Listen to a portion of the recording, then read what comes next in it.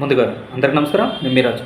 ఆంధ్రప్రదేశ్కి సంబంధించి నిన్న ఒక ఎమ్మెల్యే గారు, అంటే ప్రతిపక్ష నేతగా చెప్పడానికి కూడా ఆయన ఆ అర్హత లేదు, ప్రతిపక్ష హోదా లేదు కాబట్టి జగన్మోహన్ రెడ్డి గారికి ఆయన ఒక ఎమ్మెల్యే కానీ, పులివెందుల ఎమ్మెల్యే, మాజీ సీఎం జగన్మోహన్ రెడ్డి గారు నిన్న ఒక వ్యక్తిని, రషీద్ అనే వ్యక్తి చనిపోవడం జరిగింది. రషీద్ ఫ్యామిలీ కుటుంబాన్ని పరామర్శించడానికి అయితే జగన్మోహన్ రెడ్డి గారు వెళ్ళారు. వెళ్ళిన తర్వాత అక్కడ ఏం జరిగింది, ఎంత చక్కగా పరామర్శిస్తున్నారు, లేకపోతే వాళ్ళకి కష్ట సుఖాల్లో మేము తోడుంటాము అని ఏదైనా అభయం ఇచ్చారా, లేకపోతే ప్రభుత్వం తరపు నుంచి ఏమి చేయలేరు కాబట్టి జగన్మోహన్ రెడ్డి తరపు నుంచి పర్సనల్గా ఏదైనా ఆ కుటుంబానికి చేశారా అంటే ఏమీ లేదు. అక్కడికి వెళ్ళి అమ్మఒడి గురించి, లేకపోతే నాన్నఒడి గురించి, లేకపోతే 18 ఏళ్ళు ఇస్తున్నామని చెప్పి, అంటే ఒక ప్రమోషన్ వీడియో మనం ఏదైతే చేస్తామో ఎలక్షన్స్కి ముందు అలా ప్రమోట్ చేసుకున్నారు అక్కడికి వెళ్ళి. అంటే చావు దగ్గర కూడా రాజకీయం చేసేటువంటి దౌర్భాగ్య స్థితిలో మన ఆంధ్రప్రదేశ్ యొక్క పులివెందుల ఎమ్మెల్యే ఉన్నారంటే అతిశయోక్తి ఏం కాదు.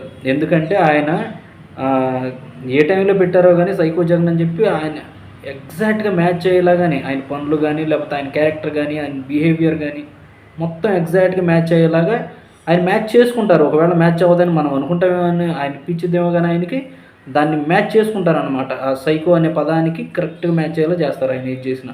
ఒకసారి ఆయన ఏం అడుగుతున్నారో ఏంటనేది ఒకసారి మీరు జాగ్రత్తగా వినండి.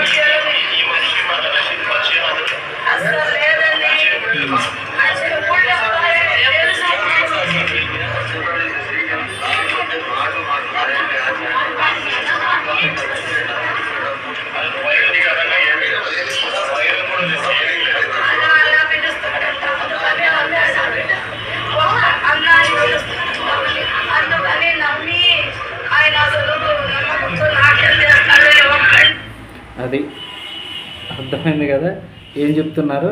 ఈయన జగన్మోహన్ రెడ్డి గారు అడుగుతున్నారు, అసలు ఆయనకి స్క్రిప్ట్ ఇచ్చింది ఎవడో, లేకపోతే అసలు పరామర్శకి వెళ్ళాడో, లేకపోతే ఎందుకు వెళ్ళాడో కూడా తెలియదు. అక్కడ పక్కన ఈయన ఏం అడుగుతున్నాడు, వీళ్ళిద్దరికి పరిచయం ఉందా అని అడుగుతున్నాడు. పక్క ఇల్లు పరిచయం ఉండదా? ఒకే వైన్ షాప్లో వాళ్ళిద్దరు పనిచేసేది పరిచయం ఉండదా?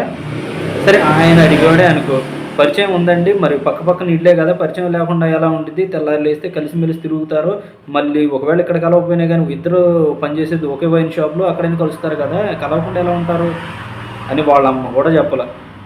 ఈయన అడిగిందే దిక్కుమాలిన ప్రశ్న. పక్కపక్కమటే ఉన్న వాళ్ళు తెలుసా అని ఈయన దిక్కుమాలిన ప్రశ్న అడిగితే ఇంతకన్నా దరిద్రంగా సమాధానం చెప్తున్నారు రషీద్ వాళ్ళ అమ్మగారు. ఆవిడేం చెప్తున్నారు, ఒక అడుగు ముందుకేసి అస్సలు పరిచయమే లేదండి, తెలియదండి అని చెప్తున్నారు. అంటే పక్కమ్మటే వెళ్ళేవాళ్ళు తెలియదు, కలిసి ఒకే దగ్గర వైన్ షాప్లో పనిచేసేవాళ్ళు తెలియదు, పరిచయం లేదు. చూడండి ఎంత నటిస్తున్నారు. అంటే నటించడం కాదు, అసలు జీవించడం అని చెప్పాలి దీన్ని. ఎందుకంటే మళ్ళీ సరే ఆవిడ అలా చెప్పింది కదా, చెప్పిన తర్వాత అదే మాటపై నిలబడిందా? లేదు. మళ్ళీ లాస్ట్లో వీడియోలో ఏమంటుంది, లాస్ట్కి వచ్చేసరికి అన్న అని పిలిచేవాడండి జిలాని అని చెప్తుంది. అంటే చూడండి అసలు ఎంత ఆంధ్రప్రదేశ్ని భ్రష్టు పట్టించడానికి ఈయన ఒక అడుగు ముందుకేస్తే పక్కమటున్న పర్ఫార్మర్లు 10 అడుగులు ముందుకేస్తున్నారు. ఆయన తెలుసా అంటే తెలియదని చెప్పడం, అస్సలు తెలియదండి అని సాగదీసి చెప్పడం, మళ్ళీ తర్వాత ఆ మాటపై నిలబడకుండా అన్న అని పిలిచి చంపేశాడండి.